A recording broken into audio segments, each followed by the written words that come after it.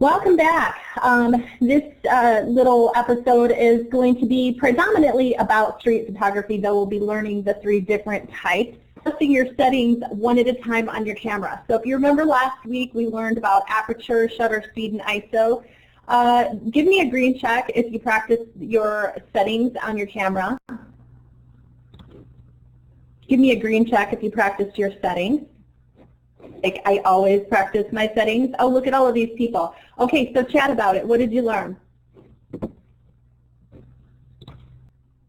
It became easier, almost automatic. So now you're feeling a lot more comfortable with your settings. That's awesome. What else did you learn? Did you learn how to get that effect where you have your subject in the foreground really sharp and then in the background everything's kind of blurry? That's called a bokeh effect. Did any of you stumble upon bokeh photography? Yes? Isn't that cool? Today's objective, I can tell the difference between portrait, landscape, and street photography. Everybody say that with me. I can tell the difference between portrait, landscape, and street photography. You guys ready to get going on this? Perfect.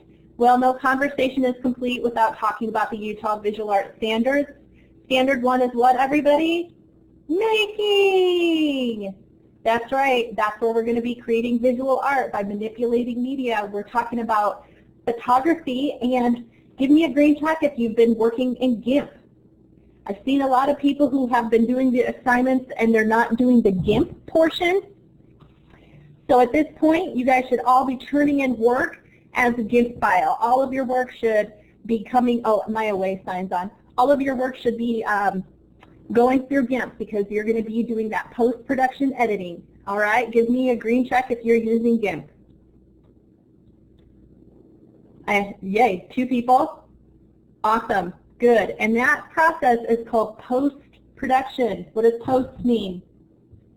Who can tell me what post means? It's a prefix, post.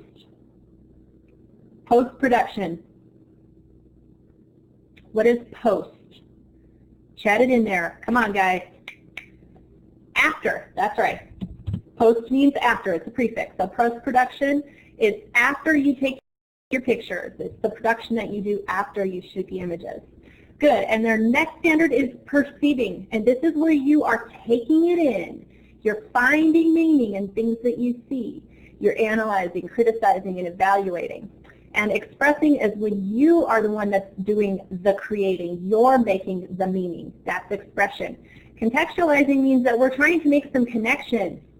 All right, so we're finding meaning, but we're making connections with different settings and different modes of learning. We should be doing all of these things whenever we make art. Here's your quiz.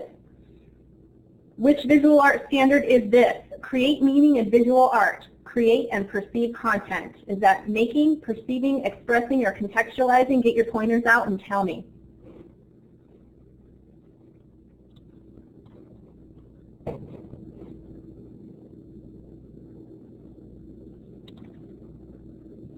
Create and perceive. Oh wait, create. Wait, create meaning. Create meaning. Create meaning. Create meaning. When you're the one that's doing the creating of the meaning, you're doing it. Oh, it's expressing. Expressing, everybody. When you are creating meaning, you are expressing. Okay, I know it's a little funky because the way they have the standard written, they actually at one point write create and perceive. So I guess perceiving is something that you actually need to be able to do in order to create meaning. You have to understand how someone's going to perceive it. All right, with standard, find meaning.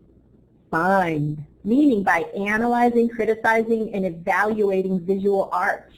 Critique visual art. Is this going to be making, perceiving, or contextualizing? Get your pointers out.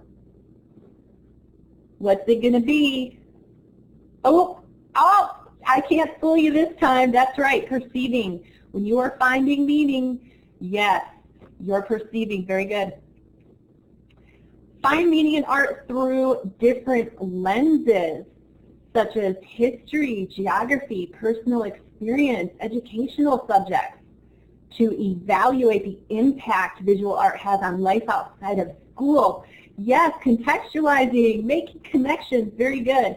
And so just a very basic creating visual art, manipulating the media, organizing your images, that's right, refining techniques, yes, making. You guys are so smart.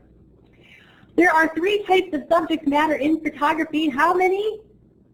3! All right. And read them with me. Or does somebody want to take the mic and read them for me? Would anybody like to read them all for me? I mean, just grab it and start doing it. Go, Lexi. Landscape, form of the land, street photography, architecture, structures, portraits, people, and animals. Awesome, good job. And you've got a friend in the background there with you. I usually have a friend with me in the background too, you know, but then they told me, they said, look, Mrs. Girot, I don't want to hear your bird in the background. I don't want to hear your kid telling me that she has to poop. So now I have to shut the door now. They're just not even in the room with me anymore, and it makes me sad. But it's all right. I know. Isn't that sad? That was part of the fun of working from home. You know, you got your family there, you know, bugging you the whole entire time you're trying to focus. Isn't that what it's all about? Okay, so what's the subject matter, guys? Chat it in. What subject matter is this?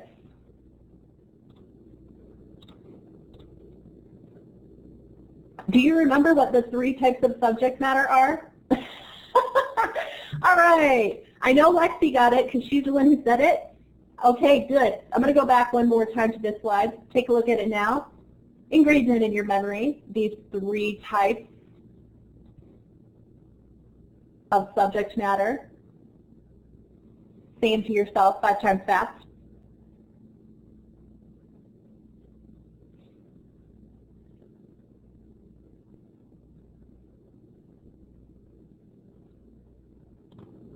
All right, perfect. So, what's the subject matter here? Everybody should be able to just chat it in so fast. So fast, everybody, so fast. I don't see anybody's fingers typing. There, I got Eric typing. Good. Good, everybody should be typing in right now. I need 100% participation, people. Oh, man. I gave a lecture this morning and about how close do you pay attention? How engaged are you? And my digital photo students were like way up there, like we're 100% engaged. This class, we're probably what, 50%? We're pretty good. All right, what's this subject matter, everybody?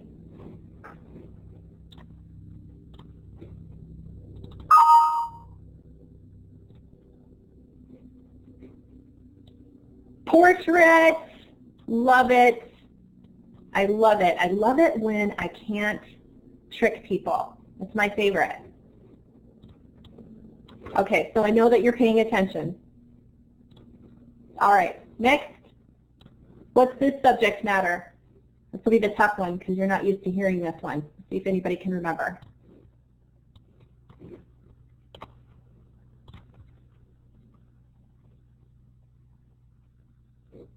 Oh my goodness. You know why Lexi remembered it, don't you guys?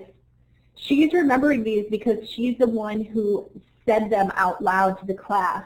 And remember that, and that's why teachers are always saying, say it with me at home, even if you're sitting there all by yourself and you feel stupid doing it, you've got to say it.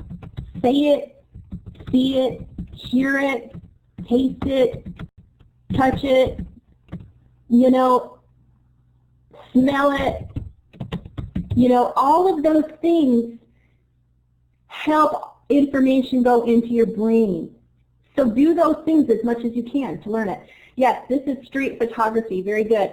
And so what we're going to do, we're going to do a little exercise where we're going to identify the subject matter of some photos, okay? So you're going to be able to tell me if it's landscape, if it's street photography, or if it's portraiture. And I want to talk a little bit about street photography. Street photography is not just images in the streets. It's more than that, okay? Street photography mirrors society. The subjects are often unaware that they're being observed.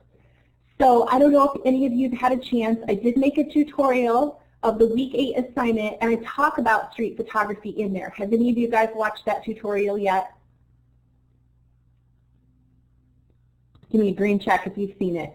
Good. So Jared, you know that I talk about going out with your camera and sneaking around and taking pictures of people or animals or whatever when they don't expect it. And that's what street photography is all about. So cool. We're going to watch a short little video here.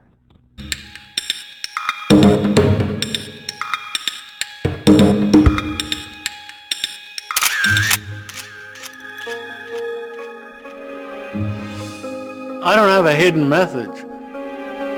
I like looking at life. Life is very beautiful to me. If I can convey that to you, if I can make you look at a thing and say, wow, I never thought that that was a particularly good-looking thing, then I'm very successful in it. Or if I can do something that is something that you've never looked at before, or that I've never looked at before, then we're both growing on it. When I go out, I try very hard not to predetermine what I'm going to do. And I want to go out as unprepared as possible so that I can get filled up with what the world has to offer. And the more I can be influenced by what's around me, the more fun it is for me. The most significant thing about Jay's work, honestly, is that his work is as purely and simply about the joy of seeing as it can be. It's just about absolutely appreciating the fact that God gave him eyeballs to see stuff, and he has this sense that's just, look how amazing this is.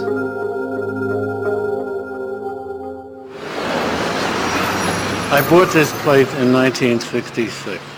Nobody wanted it. But I wanted light, and I wanted space, and I wanted a view, and this gave it to me. I think that Jay's building is an amazing thing because it's literally a physical manifestation of the person. It's his brain exploded into 72 identifiable, discrete compartments. There's the part of him that thinks dappled light coming through in the morning is great. There's a piece to him that actually loves looking at his own pictures as frequently as possible. And here's the perfect place to do it. There's the piece of him that loves juxtapositions of colors. There's a piece to him that's just fascinated by rocks. This is a really big place we're in. It might be the biggest private residence in Manhattan. Seriously, it might be. But I think that this place barely is big enough to contain him in a way. I shoot from a building a great deal. I probably shot hundreds of thousands of pictures from this building. A lot of them from the roof. I could put a 2,000 millimeter lens up and shoot on that. It was like a great kind of vista that I could go to the horizon. I can do intimate pictures of other people's lives. That's a whole other story. One hopes for exhibitionists once in a while.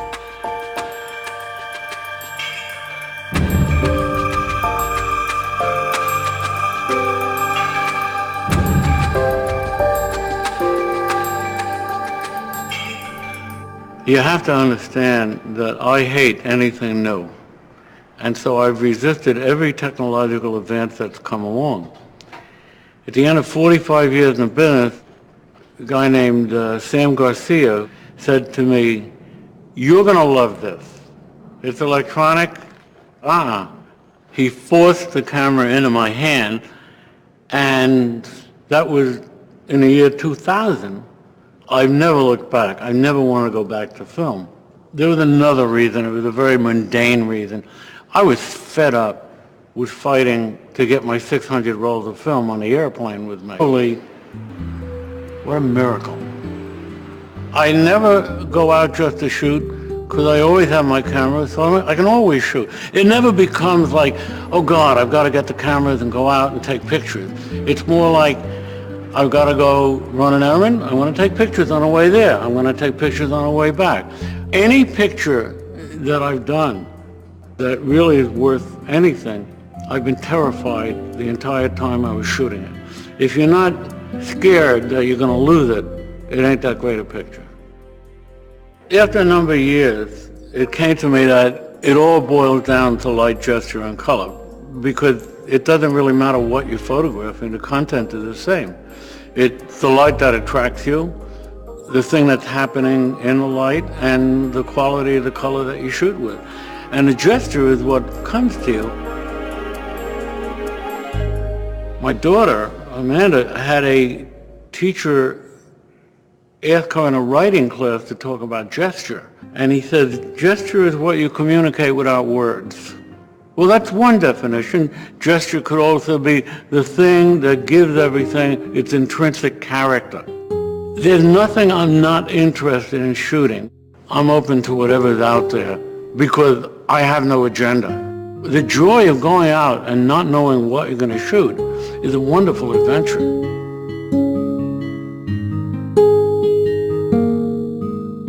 You know, there are people who say, well, if you're really sensitive about things, life is painful, and you learn from that pain, and you this, and I think that's crap. Pain is not a conduit to art or joy.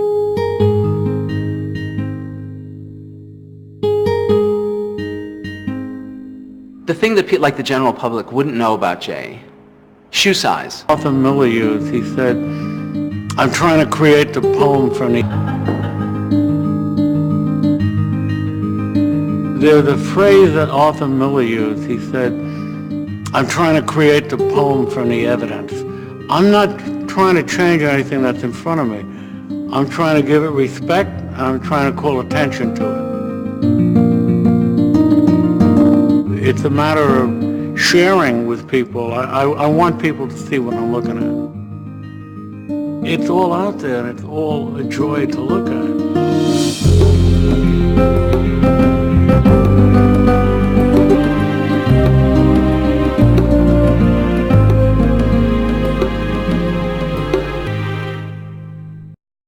Go ahead and identify some subject matter. Did you guys enjoy that video? I think that the way I agree. He's absolutely amazing. And what a treat, exactly, to be able to see somebody who has been in photography since before the advent of digital photography. So you're here. So let's check it out. Here's some of Jay's work. So what do we have here? Is this landscape, portrait, or street photography?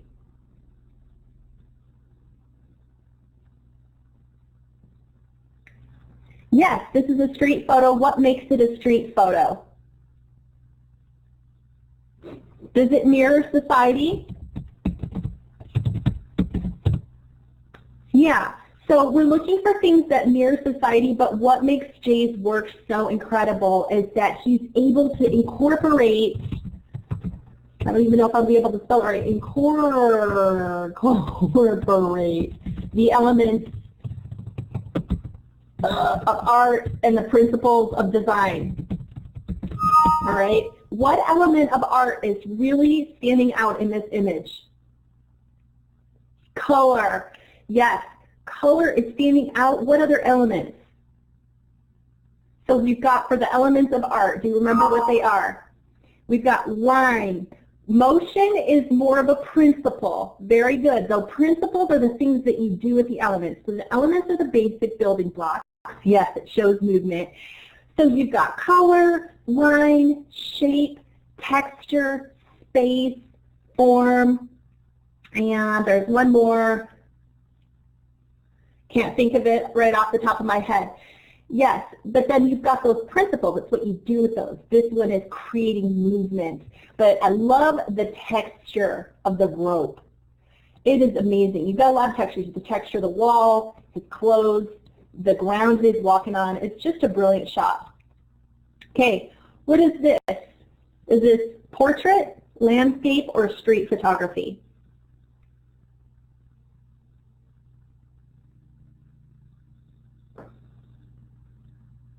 Oh, so this is very interesting. Yeah, you know, and that's fun because this is subjective. This is definitely subjective. Okay, so we could argue that this is more of a landscape. It's showing the landscape side of the house. We could also argue that it's a portrait. He's taking a portrait of these birds. Or maybe he's hiding behind a garbage can right now and these birds are unbeknownst to his presence. Maybe this is street photography. What do you think? Landscape, street photography, or portrait? Okay, so you want to say landscape, but there's a characteristic that's happening in this image. You've got a subject. You've got a subject who does not know that you're observing him, that is unaware of our presence. This is what makes street photography. And even though it's not taking place in an actual street, you are catching someone in a candid moment. Go and spy on your parents. Get a picture of your mom doing something like putting on her makeup or cleaning the toilet, you know. Go and find somebody who just has no idea that you're there taking pictures. There's your street photography. Okay, so here's some more Jay Mizell. So we know that Jay Mizell does street photography. Oh, what a shot. Yep, but yeah, you know what? You're saying portrait. Portrait because it's posed. Very good. It's posed. It's contrived. It's set up. And what are the colors? What are these colors? What does this signify? Red, gold, black and green. It's the color of the African flag. Yeah, the African colors, red, gold, black, and green. So this is pretty symbolic. Oh man, I suppose you know these colors are also used a lot in Jamaican art, right? Jamaican has the same color scheme. Street photography. Okay, now we come to another artist, Robert Capa. What kind of photography does Robert shoot?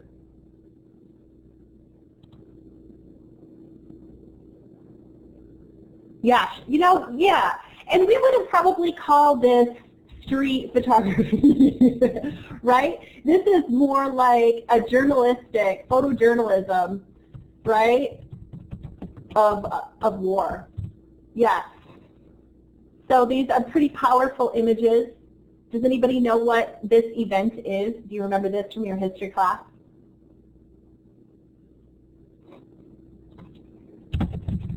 D-Day, the invasion of Normandy. Pretty big event in history. Look at this. Love the juxtaposition. Did we talk about juxtaposition in here before? Give me a green check. Juxtaposition is starting to sound familiar to me, to you. I really love photography. I'm going to go ahead and just quickly go through these. So you see what Capa's kind of artwork he does. This is an American symbol I show. If you want to go ahead and use the slides in here to take that quiz in the Unit 8 extra credit folder, go ahead. If you've got to run to class, go ahead. And for the rest of you, I've got Abigail, Damien, Eli, Francis, Marlo, Alexia, Dakota, Danielle, Britton, and Chandler. Give me a green check if you're here for the drawing.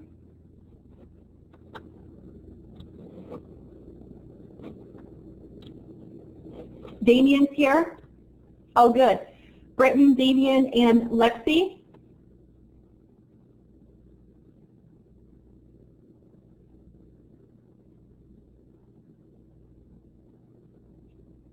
And Danielle.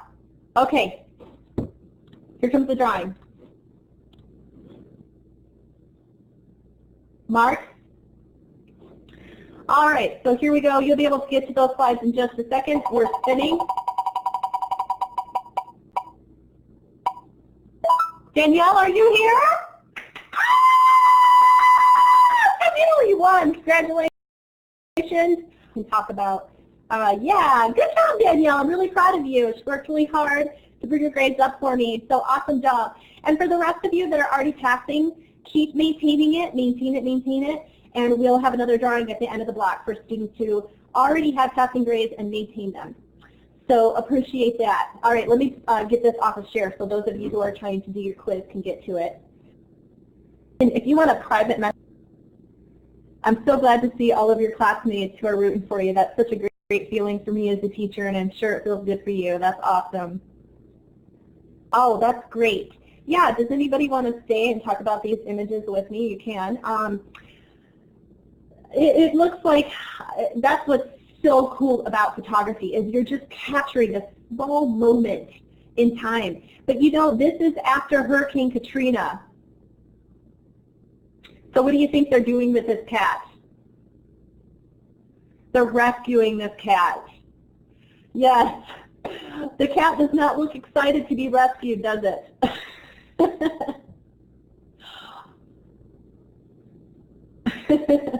So that's what's so cool about photography. Let me die. That's what's so cool about photography. I love it. It's just capturing a moment, and it really does. The best photographs make us think. They engage our curiosity, and we want to know more. We're actually willing to get on Google and find out what is the story behind this.